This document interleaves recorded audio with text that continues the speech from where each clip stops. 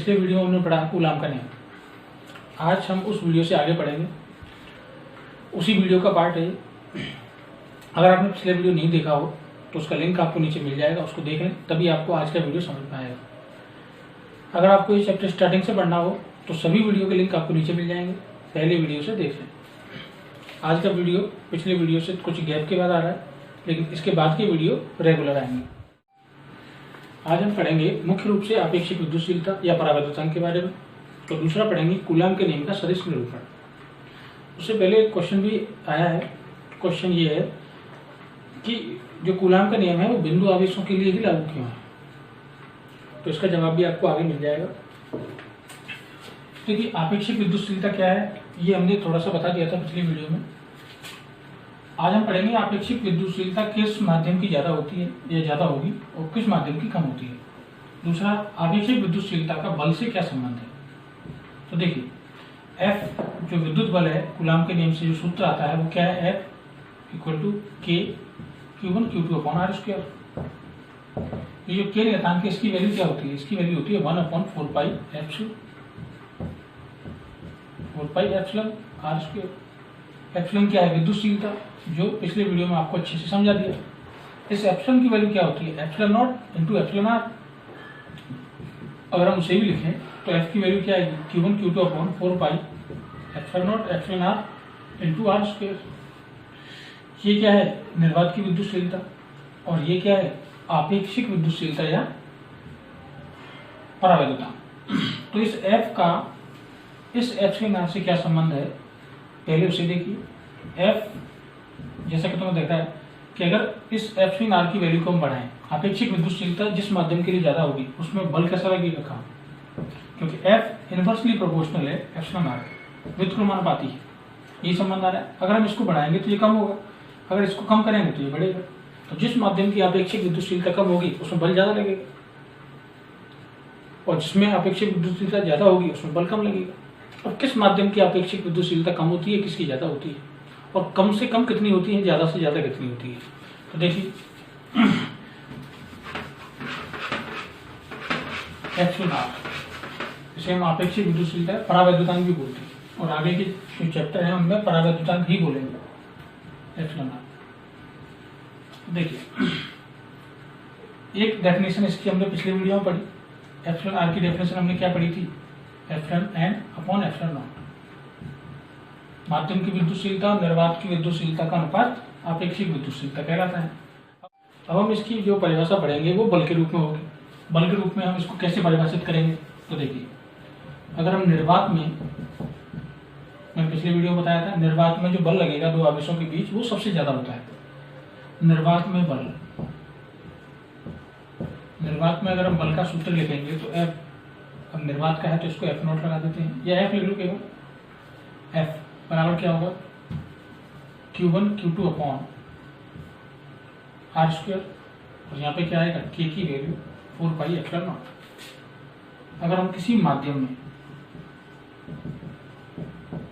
में बल लिखें तो F है, इसकी वैल्यू क्या आएगी, Q1 Q2 upon 4 pi epsilon not की जगह क्या आएगा, एप्सिलॉन, और इस एप्सिलॉन की वैल्यू क्या होती है, एप्सिलॉन या एप्सिलॉन एम, इसकी वैल्यू क्या होती है, एप्सिलॉन नॉट एप्सिलॉन आर। समझ आ गया। अगर हम इन दोनों बलों की तुलना करें तो ये तो हमें पता है कि ये ज्यादा है, लेकिन अगर हम इन दोनोदोनों की तुलना करें तो हमारे पास क्या संबंध आता है, तो देखो, इसे समीकरण 1 मान लो, इसको समीकरण 2 मान लो। 1 में 2 का भाग देंगे, F अपॉन Fm। F की value Q1 Q2 upon 4 pi epsilon nought R square, और इसकी वैल्यू उल्टी हो जाएगी, 4 pi epsilon nought epsilon R into R square upon Q1 Q2। देख रहे हो, सभी चीजें कैंसिल हो रही हैं सिवाय एप्सिलॉन आर के। F अपॉन Fm, ये किसकी वैल्यू आई, एप्सिलॉन आर के इक्वल। तो यहाँ से एक दूसरी डेफिनेशन भी लिख सकते हैं इसकी, एप्सिलॉन आर की क्या आएगी, F क्या है, निर्वात की उपस्थिति में बल, निर्वात में बल, और Fm क्या है, माध्यम में बल। तो यहाँ से हम दूसरी परिभाषा भी लिख सकते हैं आपेक्षिक विद्युतशीलता की या परावैद्युतांक की। क्या है वो परिभाषा? दो आवेशों के मध्य निर्वात में बल और माध्यम में बल का अनुपात माध्यम की आपेक्षिक विद्युतशीलता या परावैद्युतांक कहलाता है। इसका मात्रक क्या आएगा? तो मात्रक कोई भी नहीं आएगी क्योंकि ऊपर और नीचे बल है, यूनिट कैंसिल हो जाएगा। समझ में आया आपको? तो ये एक फॉर्मूला भी है, इससे हम क्वेश्चन भी सॉल्व कर सकते हैं। ठीक, तो इसे आप स्क्रीनशॉट ले सकते हैं इसका। अब ये जो फॉर्मूला है इसका, इसे किस तरह के क्वेश्चन सॉल्व करेंगे देखिए आप आगे। एप्सिलॉन आर इक्वल है एफ अपॉन एफ एम के।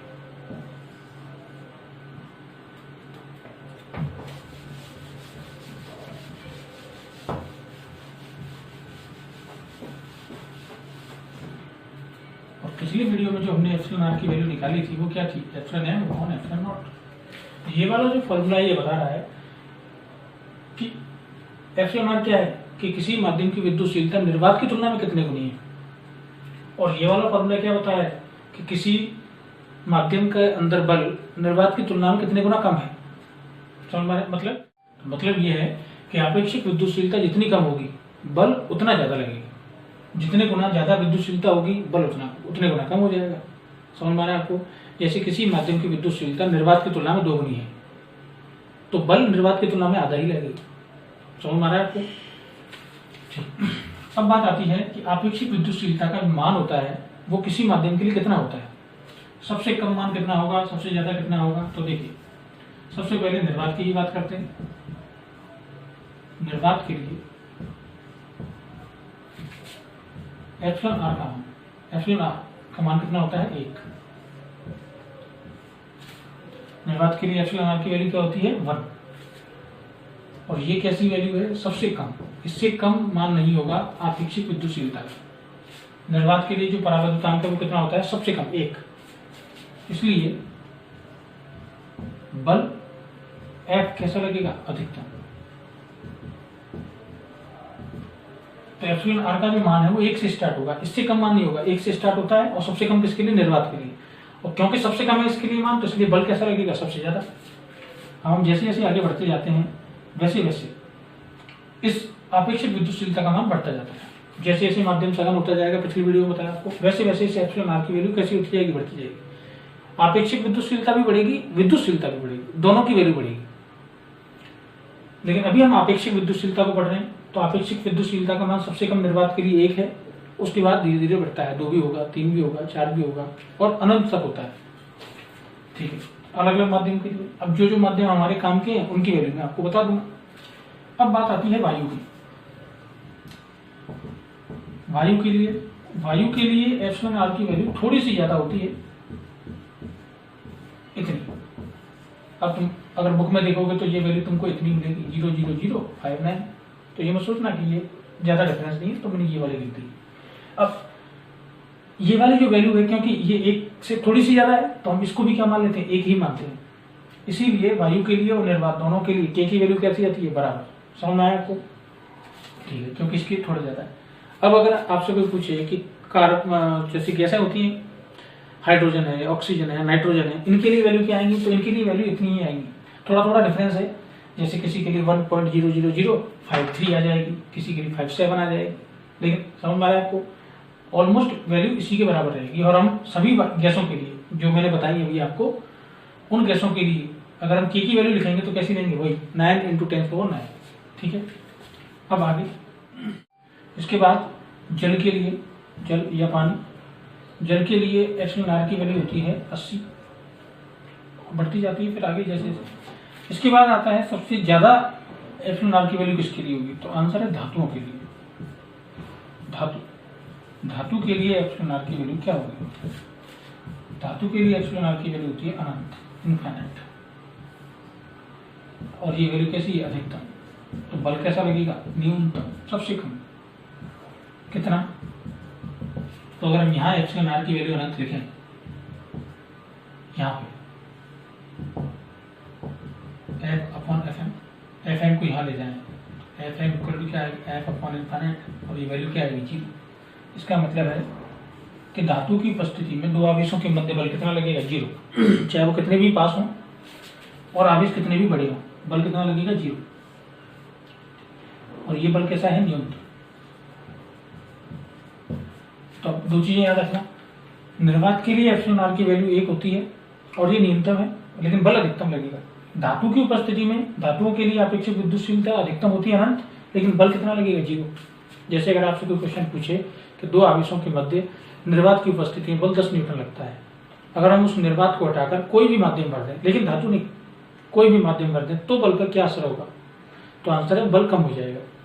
अगर हम कोई और माध्यम भरने के बजाय धातु भर दें तो बल 0 हो जाएगा।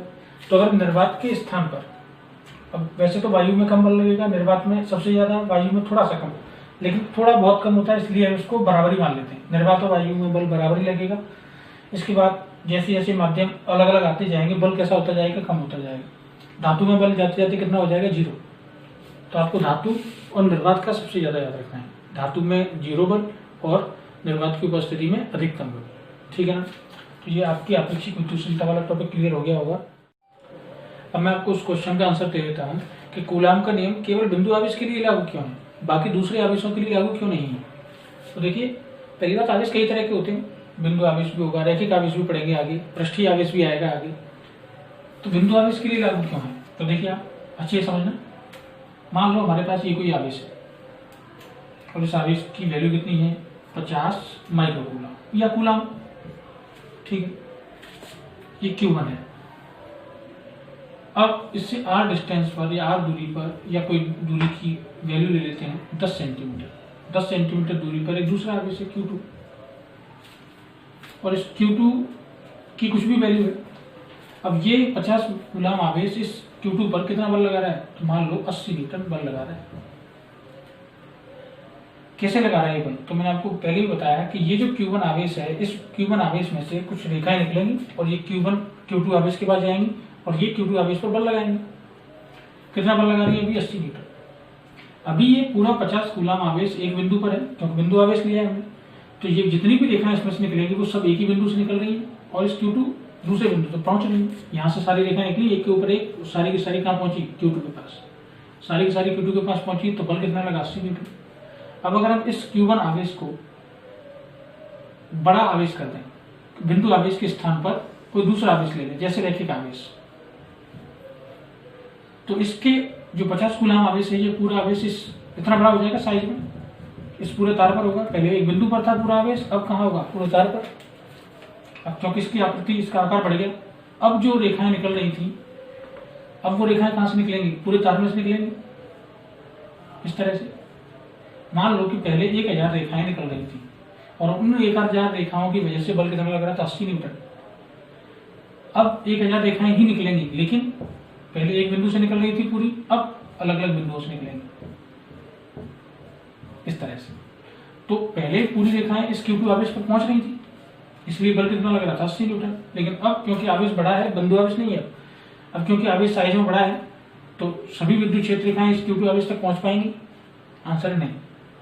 क्योंकि पहले तो एक ही बिंदु से निकल रही थी, दूसरे बिंदु तक पहुंच रही थी, सारी की सारी एक ही जगह से दूसरी जगह जाना था। लेकिन अभी इस स्थिति में सभी विद्युत क्षेत्र रेखाएं Q2 पर नहीं पहुंच पाएंगी, नहीं पहुंचेगी। मान लो कितनी रेखाएं पहुंची, 500 पहुंची, आधी रेखाएं होगी, तो बल कितना हो जाएगा, बल भी आधा हो जाएगा। समझ में आया आपको, बल आधा हो रहा है, बल कम हो रहा है, जबकि हमने Q2 आवेश को नहीं बदला, दूरी को नहीं बदला और नहीं माध्यम बदल रहे। समझ में आ रहा है आपको, केवल क्या बदला है, आवेश का वितरण। आवेश बिंदु आवेश था, अब हमने कौन सा कर दिया, रैखिक आवेश। तो आपको ये बात समझ में आ रही है कि अगर हम बिंदु आवेश न लेकर कोई दूसरे तरह के आवेश लेंगे तो भी बल बदलेगा। अब हम पढ़ेंगे कूलाम के नियम का सदिश निरूपण। तो मान लो ये कोई आवेश है Q1 और ये कोई दूसरा आवेश है Q2, दोनों के बीच की दूरी कितनी है, r। इनके बीच की दूरी को हम कहां से मेजर करते हैं, सेंटर से केंद्र तक। अच्छा, अब बात आती है इन बलों, ये जो दोनों आवेश एक दूसरे पर बल लगाएंगे, उस बल की दिशा हम किस तरह से निकालते हैं। तो ये दोनों आवेश, क्योंकि हमने दोनों धनात्मक लिए हैं, ये भी प्लस है और ये भी प्लस है, तो दोनों एक दूसरे को क्या करेंगे, प्रतिकर्षित करेंगे। अगर ये विपरीत होते तो आकर्षित करेंगे। अभी हमने दोनों प्लस के लिए हैं तो प्रतिकर्षण ही होगा। अगर ये प्रतिकर्षित करेगा Q1 आवेश Q2 को, तो किस तरफ प्रतिकर्षित करेगा, यहाँ से इस आवेश Q2 को किस तरफ प्रतिकर्षित करेगा। बहुत सारे दिशाएं हो सकती हैं, लेकिन ये किस दिशा में प्रतिकर्षित करेगा, तो आंसर है इस दिशा में। तो ये Q1 आवेश Q2 पर जो बल लगाएगा, प्रतिकर्षण बल, उसकी दिशा किधर होगी, ये बल। अगर ये माइनस होता तो ये आकर्षित करता इसे, और आकर्षित करता तो किस दिशा में आकर्षित करता, इस दिशा में। कहने का मतलब ये है कि ये आकर्षित करे, दो आवेशों के बीच आकर्षण बल लगे या प्रतिकर्षण बल लगे, उस बल की दिशा हमेशा किधर होगी, दोनों आवेशों को मिलाने वाली रेखा के अनुदिश, या तो उस रेखा के अनुदिश बाहर की ओर या रेखा के अनुदिश आवेश की ओर। समझ में आ गया? ठीक, तो ये ध्यान रखना कि बल, दो आवेशों के बीच बल की दिशा किधर होती है, दोनों आवेशों को मिलाने वाली रेखा के अनुदिश। ठीक, अब ये हमने तो प्लस की लिए आवेश। अब हमारे पास इन दोनों के बीच की दूरी तो है r, लेकिन इस दूरी की दिशा कैसे निकालेंगे? तो दिशा का जो तरीका है लिखने का वो समझ लो आप सभी। मान लो कि हमारे पास कोई पॉइंट है ए और ये पॉइंट है बी। अब इन दोनों के बीच की दूरी है r। अब हमें इस r को दिशा के रूप में लिखना है, वेक्टर फॉर्म में। तो कैसे लिखेंगे हम? तो देखो, ये वाली जो दिशा है ए से बी वाली, और दूसरी दिशा है बी से ए वाली, तो हम इन दोनों दिशाओं को कैसे लिखेंगे? जैसे ये वाली दिशा है ए से बी वाली, इसको हम कैसे लिखेंगे? बी ए, और ऊपर क्या लगाएंगे? कैप। कैप मतलब इकाई सदिश। इकाई सदिशों का उपयोग दिशा को व्यक्त करने के लिए किया जाता है। जैसे आई कैप एक्स दिशा को व्यक्त करने के लिए, जे कैप वाई दिशा के लिए, के कैप जेड दिशा के लिए। उसी तरह से ये वाली जो दिशा है, इस दिशा को व्यक्त करने के लिए हमने एक नया वेक्टर बना दिया, वो क्या है? R B A cap. समझ में आया आपको? इस तरीके से अगर हम इस तरफ जाएंगे, ये कौन सी दिशा को व्यक्त कर रहा है? इस दिशा को। इस तरफ जाएंगे तो हम इसे लिखेंगे आर ए बी कैप। मतलब किस तरह से लिख रहे हैं इनको? हम इस तरह से लिख रहे हैं, जिस बिंदु पर हम आ रहे हैं सबसे पहले वो बिंदु आएगा यहाँ पर। जैसे हम बी पर आ रहे हैं, ये वाली दिशा, बी पर पहुंच रहे हैं तो यहाँ पर, और उसके बाद क्या लिखेंगे हम? कहाँ से, हम कहाँ से आ रहे हैं। जैसे बी पर आए और कहाँ से आए? ए से, तो हमने क्या लिखा? आर बी ए। जहाँ पर आ रहे हैं वो पॉइंट पहले आएगा, और जहाँ से आ रहे हैं वो पॉइंट बाद में। जैसे ये वाली दिशा है बी ए, तो उसको हमने क्या लिखा? R A B. ए पर आए, कहाँ से आए? बी से। समझ में आया आपको?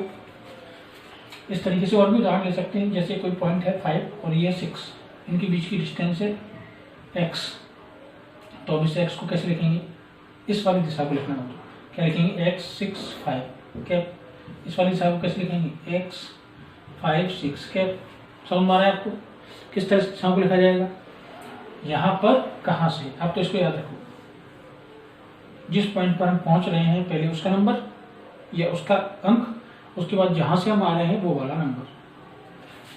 ठीक है, अगर आपको समझ में आ गया तो अगर हम इस वाली दिशा को नाम दें, ये वाली Q2 से Q1 की ओर, तो इस दिशा को हम क्या नाम देंगे? R21 या R12। तो हम इसे क्या नाम देंगे? R12। क्या समझ में आया? कहाँ आ रहे हैं हम? 1 की ओर। किधर से आ रहे हैं? 2 से। इसी तरह से अगर हम इस वाली दिशा को नाम दें तो इस दिशा को हम क्या नाम देंगे? 2 पर आ रहे हैं, कहाँ से आ रहे हैं? 1 से, तो नाम क्या देंगे? R21 क्या? तो इसे मैं साफ कर देता हूँ।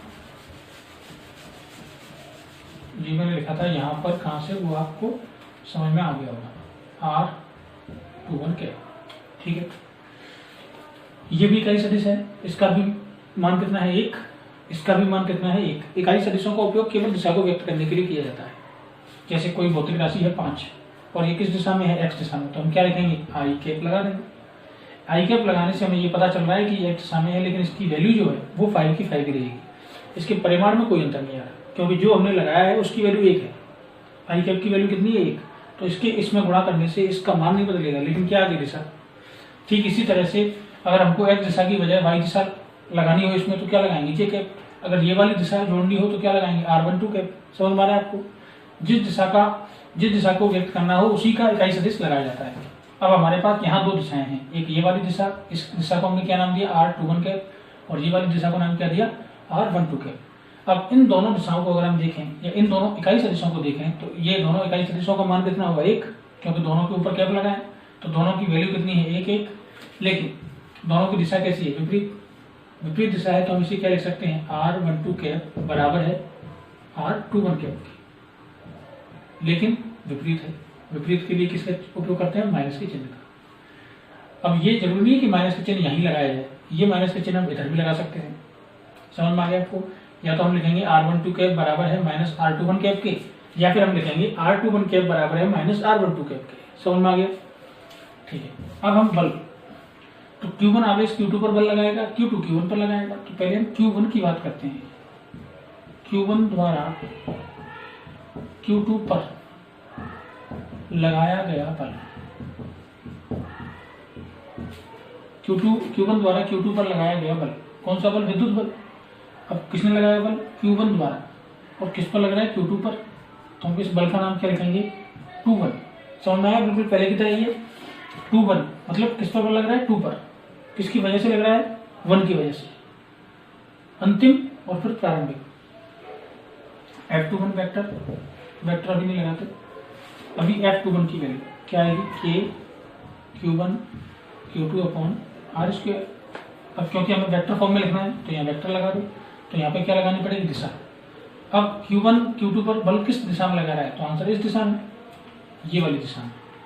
ये वाली दिशा, इस दिशा को हमने क्या नाम दिया है? R21 cap. तो यहाँ पे क्या लगा देंगे हम? R21 cap. समझ में आया? इसे हम मान लेते हैं इक्वेशन 1। ठीक है, अब Q2 द्वारा Q1 पर लगाया गया बल,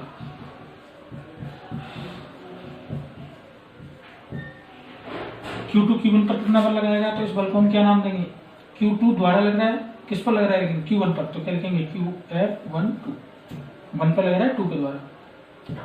इसकी वैल्यू क्या होगी? K Q1 Q2 upon R square. अगर हम सदिश रूप में लिखेंगे तो यहाँ पे दिशा लगानी पड़ेगी। कौन सी दिशा? तो Q2 Q1 पर बल किस दिशा में लगाएगा? इस दिशा में। तो ये जो दिशा है, ये कौन से बल की दिशा है?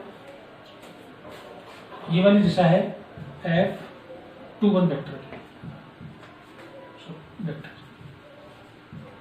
और ये वाली जो दिशा है, ये कौन से बल की है? F12 वेक्टर की। ये दिशा। अब ये वेक्टर का साइन तो इसी दिशा में लगाते हैं, लेकिन इसकी दिशा किधर है? इस तरफ। तो यहाँ पे हम क्या लगाएंगे? इसकी दिशा कौन सी? ये वाली, ये R12 कैप। अब अभी भी हमने लिखा R12 कैप की वैल्यू क्या है? -R21 cap. तो हम यहाँ पे क्या लिख सकते हैं? R12 कैप की वैल्यू क्या लिख सकते हैं? -R21 cap. अगर हम इसकी वैल्यू ये लिखेंगे तो F12, ये जो वैल्यू है F12 वेक्टर क्या आएगा? -K Q1 Q2 upon R square R21 cap. Minus का साइन ये लगाते हैं। अगर हम इसे इक्वेशन 2 मान लें, और इक्वेशन 2 में देखो, इस माइनस के अलावा बाकी की पूरी वैल्यू किसकी है? F21 वेक्टर की। अगर इस माइनस के साइन को उठा दें तो ये पूरी वैल्यू किसकी है? इसकी है।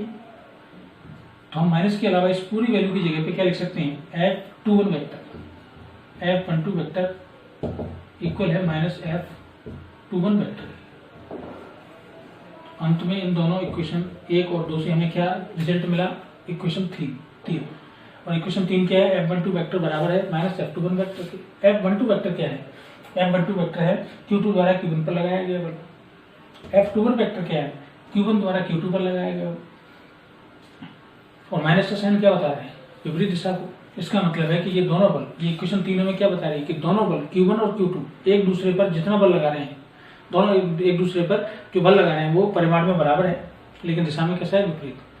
इसका मतलब है Q1 जितने बल से Q1 Q2 पर जितना बल लगा रहा है उसका बराबर और विपरीत बल Q2 लगा रहा है Q1 पर। इस तरह की चीजें या इस तरह की जो लैंग्वेज है वो हम कहाँ सुनते हैं? न्यूटन की गति के तीसरे नियम, क्रिया प्रतिक्रिया के नियम। उसमें क्या पढ़ते हैं? जब भी कोई बल लगता है उसके बराबर और विपरीत बल भी लगता है। उस बराबर और विपरीत बल को हम क्या कहते हैं? प्रतिक्रिया। तो इसी तरह से जब Q1 Q2 पर बल लगाएगा तो उसके ठीक बराबर और विपरीत बल Q2 भी लगाएगा। अगर Q1 का बल क्रिया है तो Q2 द्वारा लगाया गया बल क्या है? प्रतिक्रिया है। अगर Q1 द्वारा लगाया गया बल F21 क्रिया है तो F12 क्या है? प्रतिक्रिया है। और ये प्रतिक्रिया कैसी हो रही है? क्रिया के बराबर और विपरीत। तो ये जो हमने सदिश रूप पढ़ा, इससे हमें क्या समझ में आया, क्या पता चला? ये पता चला कि कूलाम का नियम न्यूटन की गति के तीसरे नियम क्रिया प्रतिक्रिया के नियम का पालन करता है। समझ में आया आपको? तो ये है कूलाम के नियम का सदिश रूप। अब कूलाम के नियम में कुछ विशेषताएं हैं जो भी हमने पढ़ लिया। अब वो सबको अगर हम एक समराइज करें तो इसमें पूरे की सारांश क्या है? देखो, जो हमने कूलाम का नियम पढ़ा उसकी कुछ विशेषताएं बोले या फिर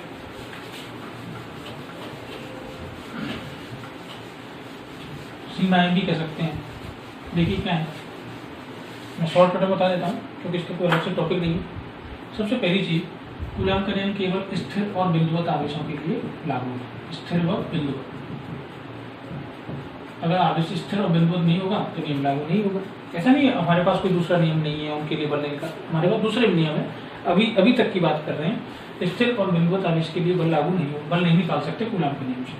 दूसरी बात, मान लो हम दो आवेशों के बीच बल की गणना करते हैं, Q1 और Q2, और अगर इन दोनों के साथ तीसरा कोई आवेश भी उपस्थित हो जाए या आ जाए तो इस तीसरे आवेश के आने से इन दोनों के बीच लगने वाला बल प्रभावित नहीं होगा। इन दोनों के बीच जो बल पहले लग रहा था वही Q3 के आने पर भी लगेगा। तो किसी तीसरे आवेश की उपस्थिति में दो आवेशों के बीच बल परिवर्तित नहीं होगा, नियत रहेगा। जो बल पहले लगेगा वही तीसरे आवेश के आने के बाद लगेगा। तीसरी, हम इस नियम से केवल दो ही आवेशों के बीच बल की गणना कर सकते हैं। एक बार में दो आवेश, अगर दो से ज्यादा हुए तो एक एक करके निकाल लो। पहले एक आवेश का, फिर दूसरे आवेश का बल, फिर तीसरे आवेश का, और उसके बाद क्या करेंगे, क्योंकि बल एक सदिश राशि है, सदिश योगफल कर लेंगे। उसे हम क्या बोलेंगे, अध्यारोपण के सिद्धांत, जो कि आगे आएगा। तो दो से अधिक आवेशों के बीच बल अध्यारोपण के सिद्धांत से ज्ञात करेंगे। एक बार में दो ही आवेशों के बीच बल निकलेगा। ठीक है, ये तीसरी बात हो गई, मैं लिखना नहीं चाहूँ लेकिन तीसरी हो गई। ठीक है, चौथी बात है कि ये जो कूलाम का नियम है ये दूरी के व्युत्क्रम वर्ग का नियम कहलाता है, क्योंकि इसमें जो बल का मान है वो दूरी के वर्ग के व्युत्क्रमानुपाती है। व्युत्क्रमानुपाती है आर स्क्वायर। ठीक है, न्यूटन का नियम क्रिया प्रतिक्रिया के नियम का पालन करता है, क्योंकि अभी भी हमने देखा क्रिया प्रतिक्रिया का नियम। इसके बाद अगली आती है न्यूटन के नियम, कूलाम के नियम से हम किसी भी स्थिति में आवेशों के बीच बल निकाल सकते हैं। तो आंसर है नहीं। हम बल की गणना तभी करेंगे जब दूरी r का मान 10⁻⁻15 मीटर, एक फर्मी से कम हो, एक फर्मी से ज्यादा हो और कुछ किलोमीटर तक हो। क्योंकि जैसे जैसे दूरी बढ़ती है बल कम होगा, और जब किलोमीटर में दूरी होगी तो बल कैसा हो जाएगा, नेग्लिजिबल, जीरो, नगण्य हो जाएगा, तो गणना नहीं होगी। अगर दूरी एक फर्मी से कम हो तो एक फर्मी से कम दूरी कहाँ होती है, नाभिक के अंदर होती है, दो प्रोटोनों के बीच, क्योंकि प्रोटोन का साइज क्या होता है, एक फर्मी, पढ़ा होगा आपने। तो दो प्रोटोनों के बीच की दूरी कितनी होगी, एक फर्मी से तो कम ही होगी। अगर ऐसा होगा तो दो प्रोटोन बहुत ज्यादा बल लगाएंगे एक दूसरे पर, क्योंकि दूरी कम है, बहुत ज्यादा बल लगाएंगे तो बाहर निकल जाएंगे, लेकिन निकलते नहीं है। क्यों निकलते, क्योंकि इस स्थिति में नाभिक का बल भी इन पर काम कर रहा है, और नाभिकीय बल कैसा है, विद्युत बल से ज्यादा प्रबल है। तो जब दूरी एक फर्मी से कम होगी तो नाभिकीय बल काम करेगा, विद्युत बल की गणना तब नहीं करेंगे, क्योंकि तब उस स्थिति में विद्युत बल कैसा हो जाएगा, नगण्य हो जाएगा। समझ में आ गया आपको। तो कुछ फर्मी से और कुछ किलोमीटर की दूरी तक ये नियम लागू होगा। अब प्रकृति में कई तरह के बल लगते हैं, जैसे विद्युत बल है, गुरुत्वाकर्षण बल है, चुंबकीय बल तो विद्युत बल का ही एक प्रकार है, विद्युत चुंबकीय बल एक ही है। इसके अलावा दुर्बल नाभिकीय बल होता है, प्रबल नाभिकीय बल है, कई तरह के बल है। अगर हम गुरुत्वाकर्षण बल और विद्युत बल की तुलना करें तो विद्युत बल कैसा है, गुरुत्वाकर्षण बल की तुलना में अत्यधिक प्रबल है। अब कैसे पता चलेगा हमको कि गुरुत्वाकर्षण बल ज्यादा ताकतवर है या विद्युत बल ज्यादा ताकतवर है। तो अगर हम एक पेन को किसी कपड़े से रगड़ के और कागज के टुकड़ों के पास लेकर जाएं तो कागज के टुकड़े क्या होते हैं, जमीन से ऊपर उठ के उस पेन से चिपक जाते हैं। तो वो जमीन से क्यों चिपके होते हैं, पहले जमीन पर पड़े हुए थे कागज के टुकड़े, क्यों पड़े रहते हैं, गुरुत्वाकर्षण बल के कारण। लेकिन एक छोटा सा पेन पृथ्वी के गुरुत्वाकर्षण बल से ज्यादा बल लगा के उन कागज के टुकड़ों को क्या करता है, ऊपर उठा लेता है। इसका मतलब कौन सा बल प्रबल है, विद्युत बल। एक छोटे से पेन का विद्युत बल पूरी पृथ्वी के गुरुत्वाकर्षण बल से ज्यादा ताकतवर है। तो विद्युत बल गुरुत्वाकर्षण बल की तुलना में अत्यधिक प्रबल बल है। तो ये इसकी सातवीं विशेषता हो जाएगी। आपको समझ में आ गया होगा कूलम का नियम अच्छे से। अब इसके जो न्यूमेरिकल हैं वो हम अगले वीडियो में कर लेंगे। अगर आपने अभी तक सब्सक्राइब नहीं किया हो तो सब्सक्राइब कर लें।